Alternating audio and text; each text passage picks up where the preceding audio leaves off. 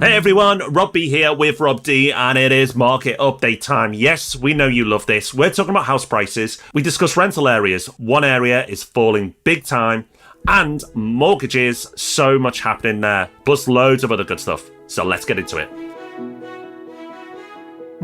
Welcome to the Property Podcast. Thank you for joining us. This is where we take time away from advising a multi-million pound property fund, which you can learn about at portfolio.co.uk, and putting together hundreds of transactions every year for our clients at propertyhub.net/invest, and bring you some of the knowledge and observations that we've gained in that process for free. Loads of news that you should be aware of as an investor coming up in this episode. And another really easy way to stay up with all the property news in just 5 minutes a week is to sign up for our free newsletter, Property Pulse. So if you're not subscribed to that already, head to propertyhub.net/pulse, get yourself signed up. Then every Friday you'll have our analysis of the week's biggest property news stories dropping into your inbox. Okay, before we get started, I can let you in on a little secret project I've been working on in the background. So my book, The Price of Money, is coming out on the 30th of March. Now, normally, of course, when you have a book coming out, you want to ask your audience to go and buy it. But this time, so many of you have already bought it when it came out for the first time last year, and now it's being republished by Penguin in an expanded hardback version. So I didn't want to ask people to just buy it again for no reason, but I do really want to sell as many hardbacks in particular as possible, because not only will it make the publisher very happy, so they'll give it more of a push, but there's also a chance of making it onto the Sunday Times bestseller list, which obviously is massive. As an author, it's your cup final, Super Bowl, choose your own metaphor, but it's massive. So I was thinking, what could I create as a bonus for buying that book that's so valuable that you'll want to spend the £15 or so, even if you've already got the book?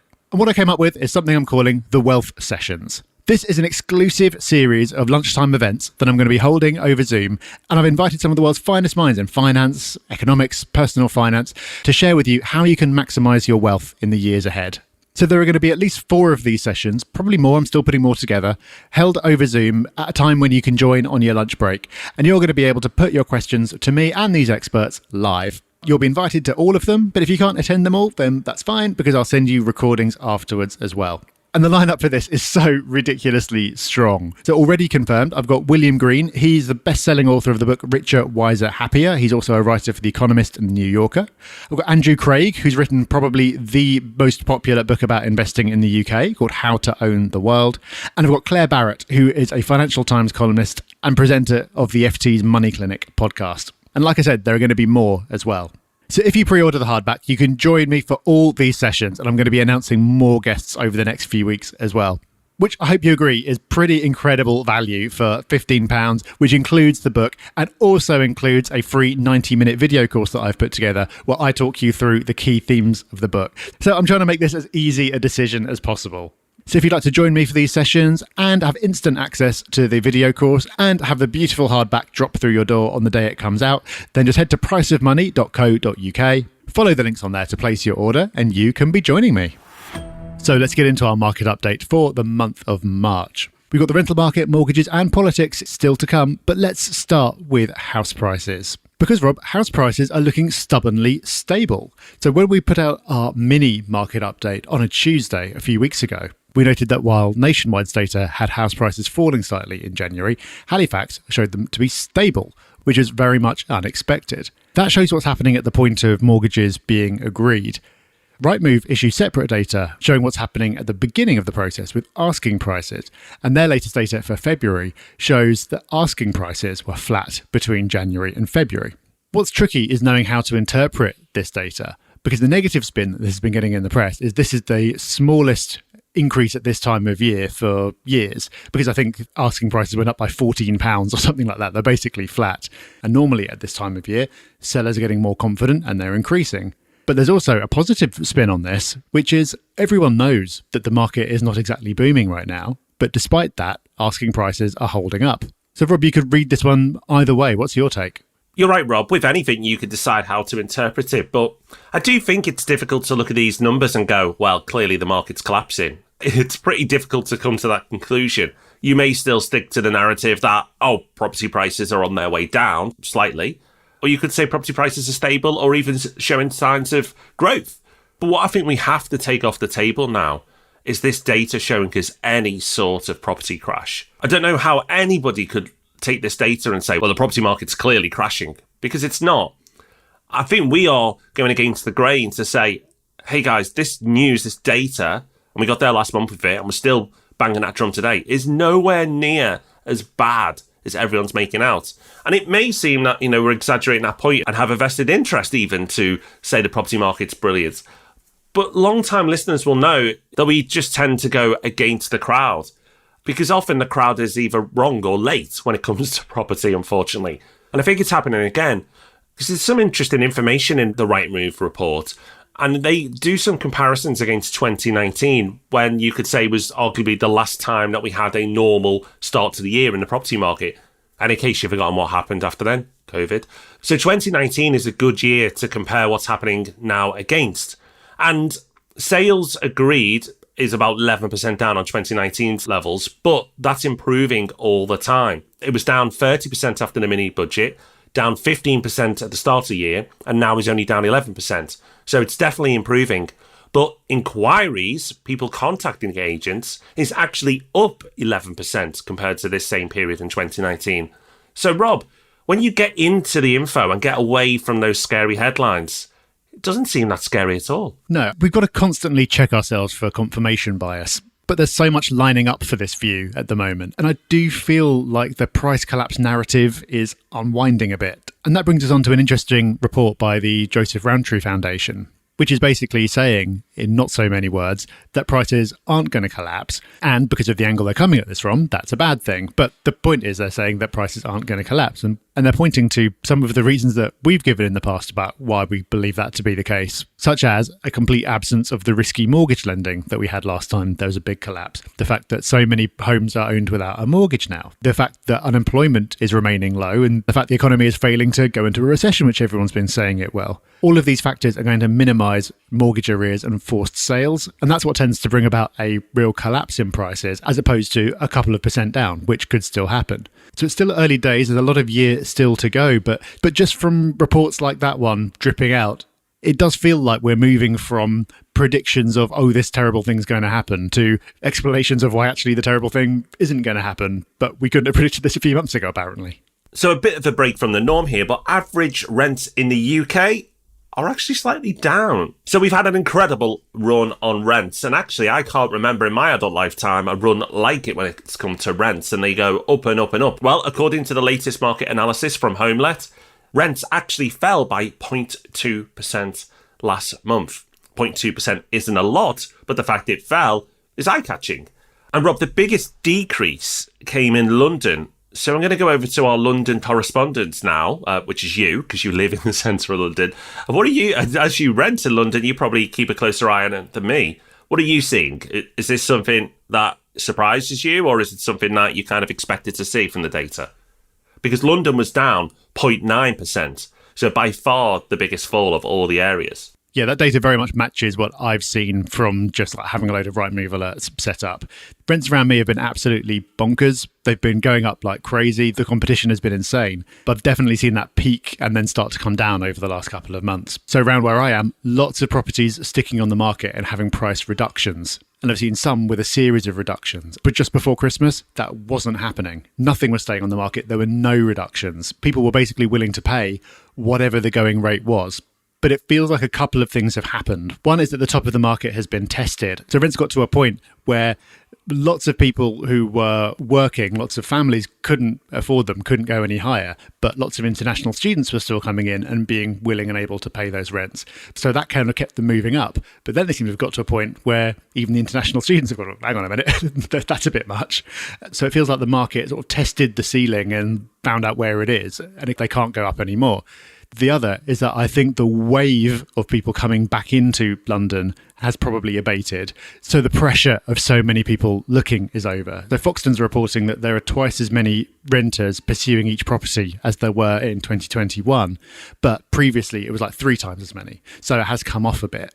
So I think, Rob, it's a bit like a rental version of the 18-year property cycle that played out in London, where London got absolutely massive growth way ahead of anywhere else, but then sort of hit a ceiling, and then it's going to maybe come down a bit or stay where it is, while everywhere else probably keeps going. And that shows, Rob, other areas are doing really well, like the Midlands and the North East, both up by 0.8% this month. So London is really dragging that average down. So the headline's an interesting one, but again, getting behind the headlines is even more interesting and finding out what's happening. So putting London aside, we've heard that rents are continuing to grow, and there are signs that this is going to continue to happen. And another story from Property Reporter that says over half of landlords are looking to raise rents to lessen the impact of interest rate hikes. And this is an interesting one because, as I've said on this podcast many times over the years, landlords don't set rents, the market sets rents. So it's not the case that everyone can suddenly start charging more rent than the market as a whole will pay just because their costs have gone up. But what can happen is that people who've been holding their rents below market rates decide to bring them up to the market. So this is something you see a lot. You've got existing tenants. You don't increase the rent for them because they've been good tenants, etc., etc. But then your costs go up to a point where you kind of have no choice. And this is something I've been hearing a lot of recently when I'm talking to investors. There are a lot of people who haven't increased their rent over the last few years, but now for new tenants or even for existing tenants, they want to bring them up to market rate because their mortgage, for example, has suddenly got more expensive.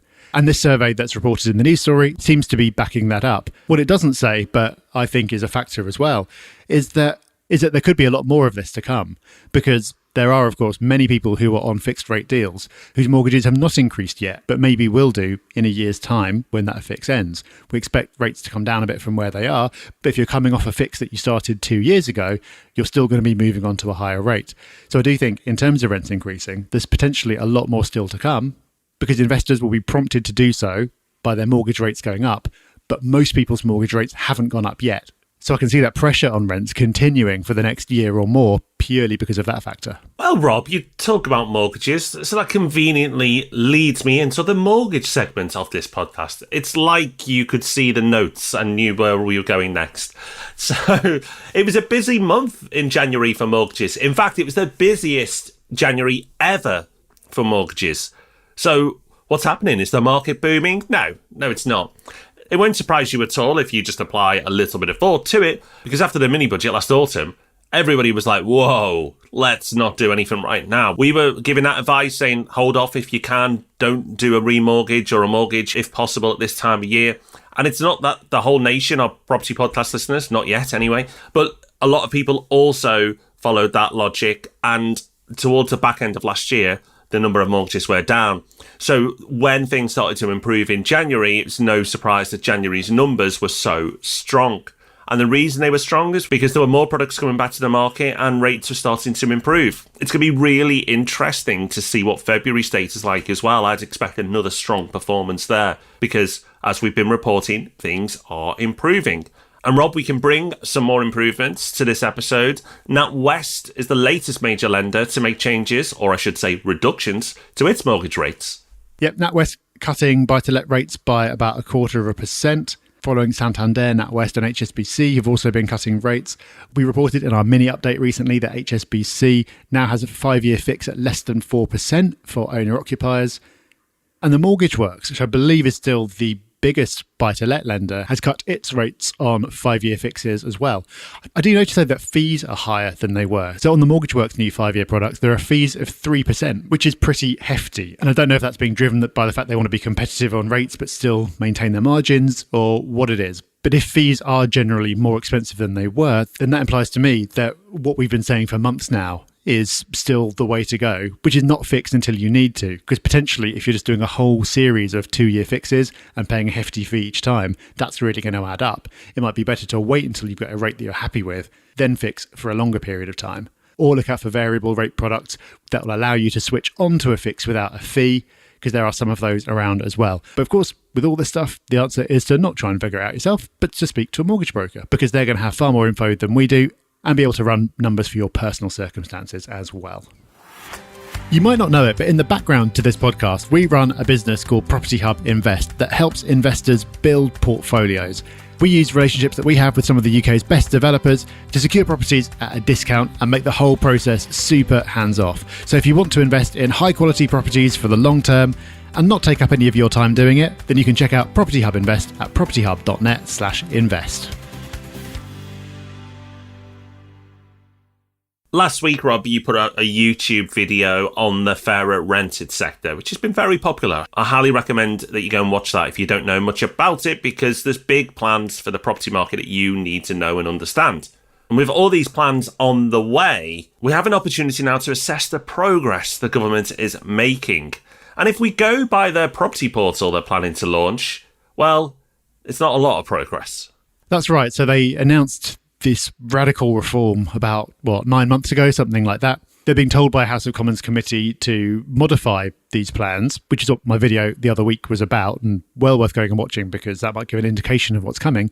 But it may be easy for them to modify their plans because they don't seem to have done much yet. So one of the minor ingredients of their reforms is supposed to be a property portal where everyone has to go and upload certain regulatory information or whatever. And they were asked in Parliament, how are they getting on with this portal? Is it nearly ready yet? And the answer was, we're conducting ongoing research with potential users of the portal, which is exactly what I would say if someone asked me how I was getting on with something I hadn't actually started yet. I was like, I'm researching it, very important. So they basically haven't done anything.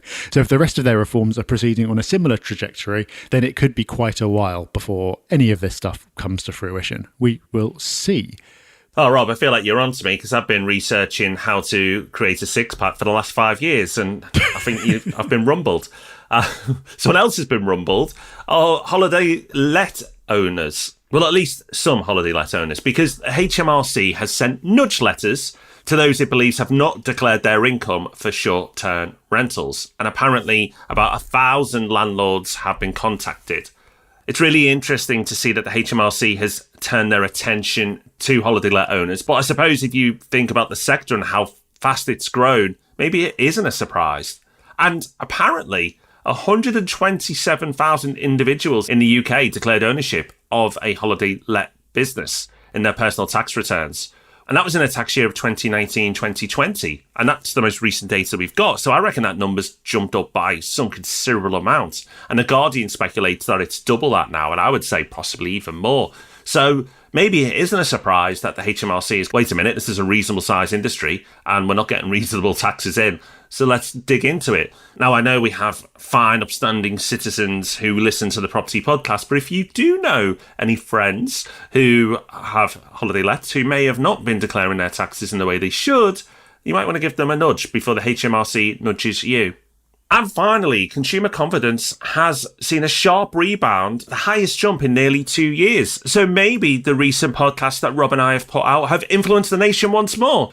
Possibly not, but what's really pleasing is that despite the media's best efforts, people are just feeling a bit better about things. The Consumer Confidence Index is just asking people, how do they feel about the economy and the way things are right now? And actually, it's looking pretty good. So seeing a 10-month high is absolutely brilliant. But it is 12 points down on where it was a year ago. But you have to remember, a year ago, we were in a boom phase where everyone was feeling pretty good. Property prices were on the rise. The economy was doing pretty well. Sentiment generally, and obviously these numbers back it up, was pretty high. So yes, it is 12 points off where it was a year ago. But a year ago, everything was sunny and rosy. The property market was booming and everyone thought they were going to get rich. So to see a 10-month high, to see the biggest rebound in nearly 2 years, I think is a positive story to end on. So I'm glad it's not just Rob and I who are feeling that things are getting a bit better. It seems that as a nation, we're all on board with it. And very much tied into that, according to the FT, economists forecast smaller fall in UK output this year. So as we said in our recent mini update, we've gone from a long and painful recession to a shorter and perhaps more minor recession to perhaps no recession at all. HSBC are saying it's now plausible that there is no recession at all. And JP Morgan are saying that the economy will expand by 0.4% this year. Of course, it's entirely possible that they will be wrong. It will not be the first time that our economists are wrong about what's going to happen. But this is such a different picture from the one we were getting just a few months ago. So definitely a positive way to end, Rob. Things seem to be looking up. Well, let's not end that positivity. Let's give you a bit extra. Hub Extra, the part of the show where we want to give you that little bit more. Wow, we like to put as much value into these shows as we can. And Rob, actually, this week, you're giving us a bit extra because you've got a resource that you've been utilising quite a bit recently. Yeah, I'm doubling down on my YouTube recommendation from the other week because I love to listen to music when I'm working to help me focus. And I found a couple of channels that are really good for that. So one of them is called My Analog Journey, which is basically ridiculously cool people doing DJ sets from lots of kind of music from around the world that you probably would never otherwise hear. So I've been enjoying some Afro-Cuban and Latin jazz grooves this morning while trying to prepare for this podcast. Another channel that's great is Circle, which is CERCLE, which is visually unbelievable. This is famous DJs performing sets in front of famous landmarks around the world. And it's all shot with incredible cameras and drone footage and stuff like that. So this is a good one for if you've got a second screen. You can pop it up there while you work. Depending on how you focus, you might find it too distracting, or it might be just the right amount of stimulation. But those are two channels that I've been really enjoying recently. And we've been really enjoying the lovely reviews that you've been putting in recently. Thank you so much. We mentioned last week that we're coming up to 10 years of the Property Podcast, and you delivered. You're just a lovely bunch. Thank you for thanking us. Thank you for the kind words. Thank you for those 5-star reviews. And if you've enjoyed the podcast, whether it's been for 1 week, 1 month, 1 year, or maybe some of you all 10 years, and you want to say thanks as we come up to our 10-year anniversary, and you can leave us a review there. Or if you think, that's not enough, Robs, I want to give you more, well, you can give us additional support by getting over to our YouTube channel, because that is a real content channel now. It's something we used to do on the side, but we really put a lot of effort into our YouTube channel, and we want to get it off the ground. And I mean, it's got over 40,000 subscribers, so that's incredible. But we feel there's so many more of you out there, so get over to YouTube, support us there as well. And by subscribing to that channel and liking the videos that we put out, it means more people will find us. So please support the Property Hub YouTube channel as well. And for that support, well, you know we're going to be back on Tuesday with Ask Rob and Rob. And, of course, back with the main event, the Property Podcast, on Thursday. So until then, take care, have fun, bye-bye. Bye-bye.